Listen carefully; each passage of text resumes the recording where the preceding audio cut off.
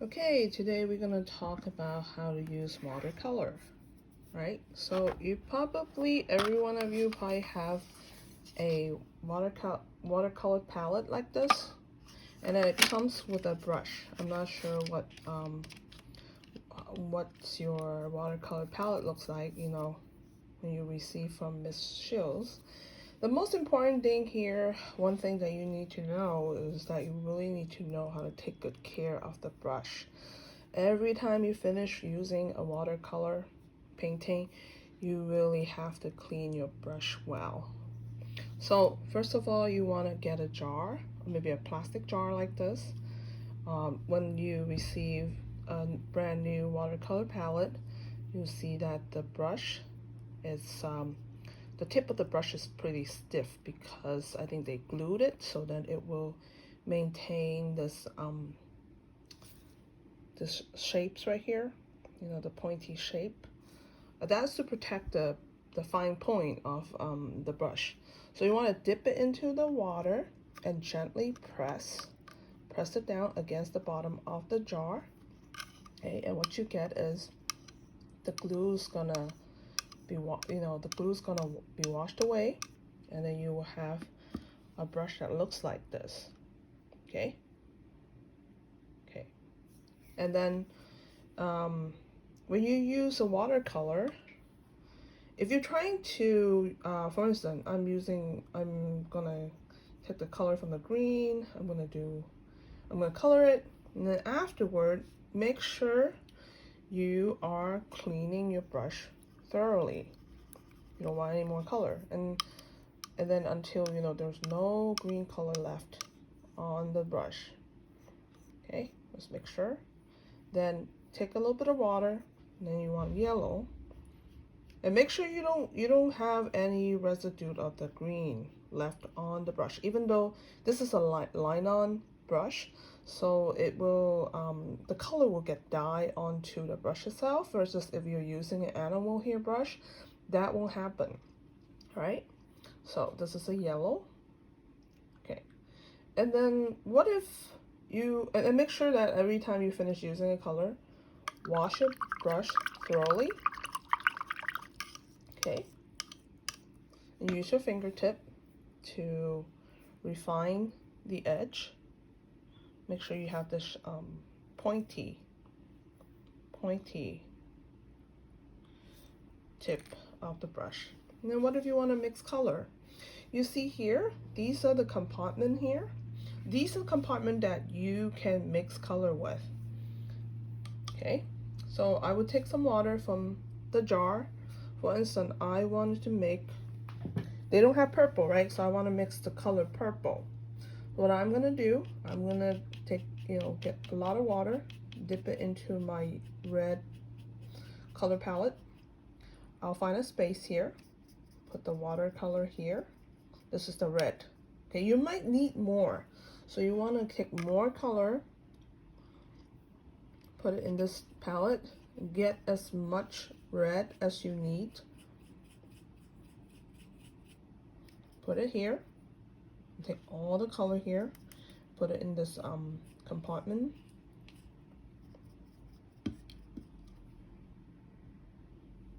Okay, and then in order to make purple, now make sure you have to wash your brush really clean. Okay, see, you see that the color dyed the line-on brush, but it doesn't mean that it still has the red color in it.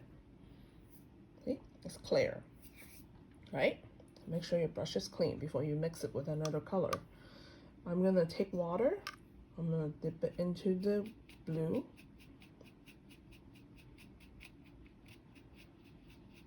Right, you see here? And I'll put it here. Okay, I don't want to mix it with the red yet. I just want to take all the color I have in the blue watercolor palette, and place it in this compartment, and I mix both, and you will get a dark purple. Okay, this is how it works. So I'm going to demonstrate how to paint with a watercolor brush. So I'll put this palette aside. Okay, so for watercolor, if you want to make a fine line with the watercolor, you have to hold your brush like this, just like how you hold the pencil. But when you hold it up straight, your brush has to be vertical, like perpendicular to the paper. Okay, and then what I do is I will put my palm, the edge of my palm, down onto the piece of paper. For instance, I want to draw a straight line. The tip of my brush will touch the paper, and I will hold it in this position, and I will glide it through with my palm. You see here, this is a pretty straight line, right? It's because, not because how I control my brush, it's because I put all my pressure on the edge of my palm. Okay, I want to do a circle. If I don't do that, if I just, I found that a lot of people, when they don't know how to use the brush, they will do this, right? And they can never do a straight line, because this is this is because the way you hold your brush. You don't hold your brush like this. If you want to do a straight line, you always have to hold your brush vertically like this. Okay, this is called lazy brush holding. But I still managed to make a straight line. I think it's because I practice a lot, so therefore you can make the straight line. So I just want to show you guys how to make a very straight, thin line. Okay, if you still have ink on, if you still have the color on your brush, you can still draw, with whatever color that's left. You can still do a very fine line. You see here? Yeah.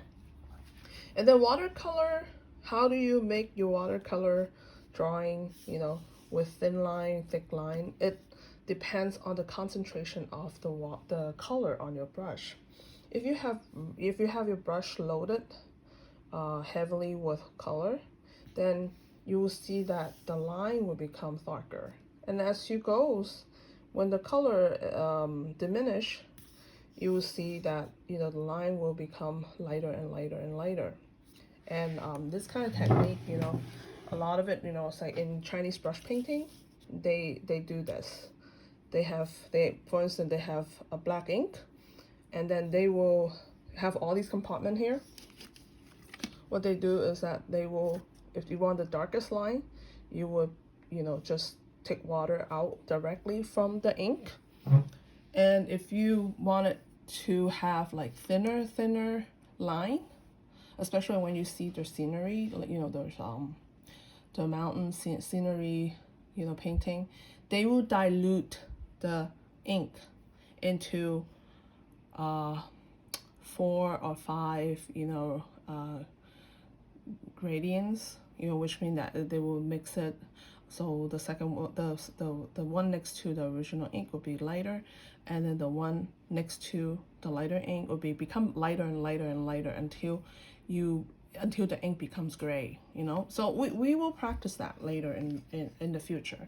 So I would like to show you guys how I draw with watercolor.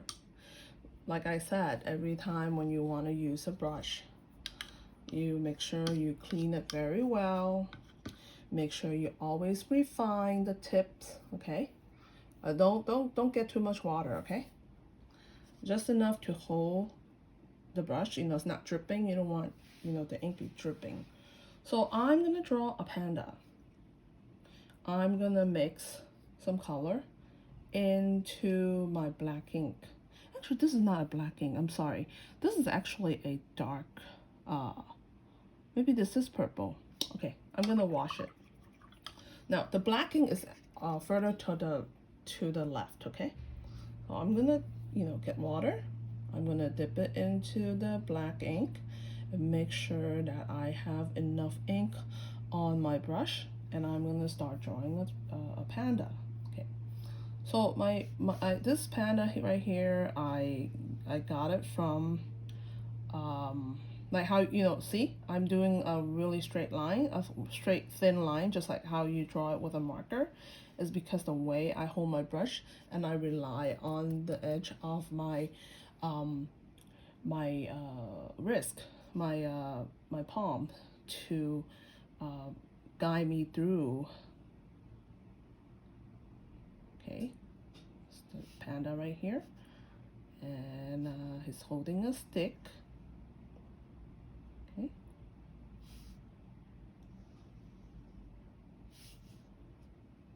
All right, you see here? Yeah. And then here it goes. He is sitting down, or she is sitting down. Okay, you see that, you know, the brush right here, because I was making a turn, you know, I kind of let the pressure go off, and then it does, the shape, it becomes bigger, but then that doesn't matter because we're gonna color it anyway.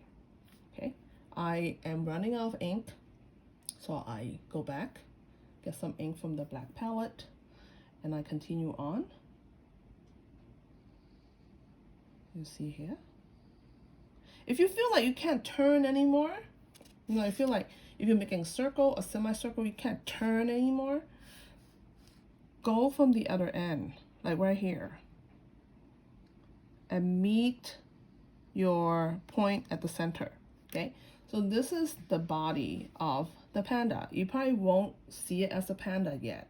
Okay, I needed more ink. I'm gonna add the ears. Okay, I'm gonna add another ear. And look at the way how I hold my brush, okay? Always vertical. And then always rely on the edge of your palm to guide your brush.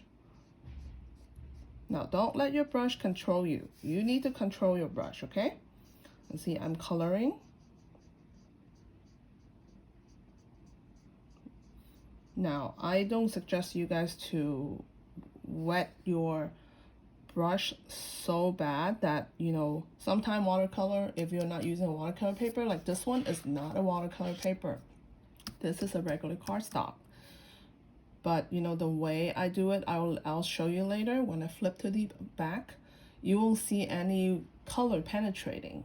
This is because the way I, you know, the amount of water I use, you know, to put in my palette. So if you put too much water and your watercolor paper is not strong enough, you know, it will become wrinkled, and then it might break through the paper. You know, see how I colored the color of the panda eyes? You see it here? Here's one eye, and here's another one.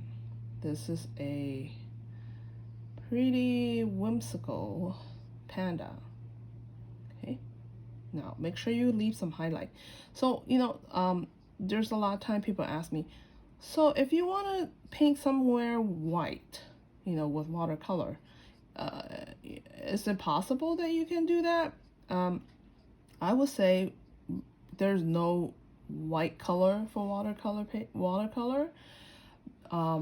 You actually, people that uses watercolor, they will leave whatever area that's meant to be blank, meant to be white. They would just not paint it, you know, instead of like coloring it later, because there is no watercolor that is white. With the white watercolor, it's usually not a transparent. This is like, the watercolor tends to be transparent, has a transparency. Unless you want to find something that's opaque, which means that is really thick, that will cover the pink beneath it. So if you really want to, if you made a mistake and you really wanted to correct your mistake, some people will use a napkin and trying to absorb the color off from the mistake that they made, or they will go back and use acrylic white color to cover that area. That's how, you know, people use watercolor. But the watercolor white is more like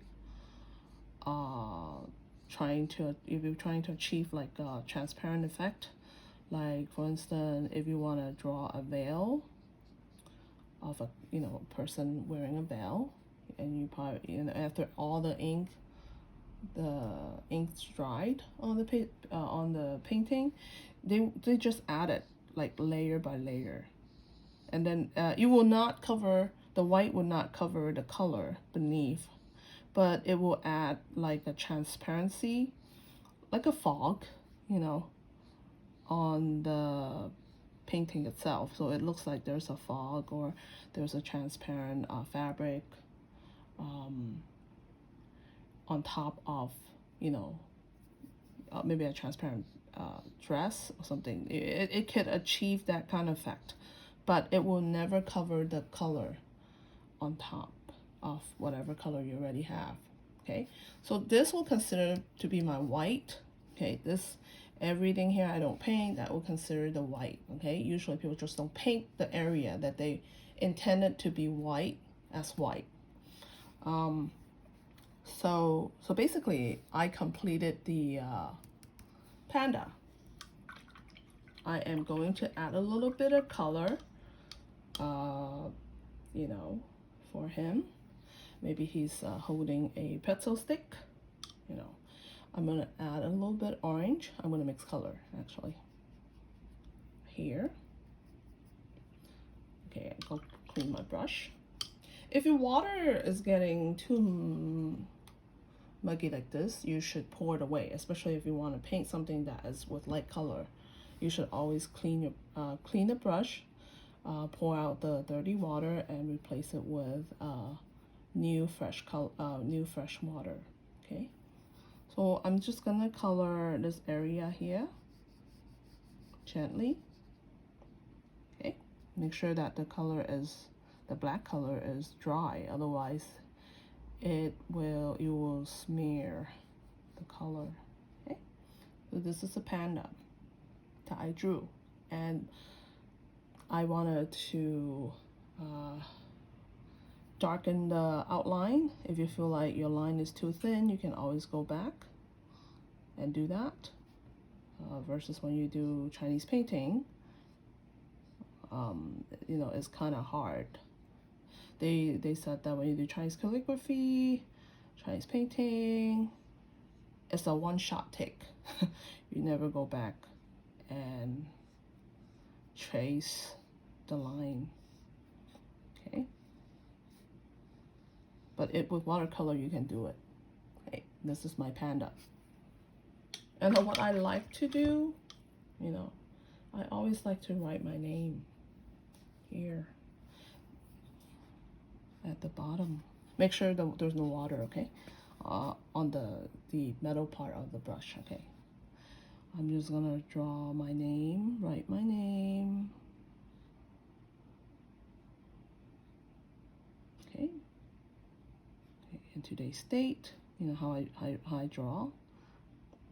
Today is March. If you 2nd 2021. Okay. Right, so that's it. Like I said, always clean your brush, refine the edge, and this comes with the brush, right?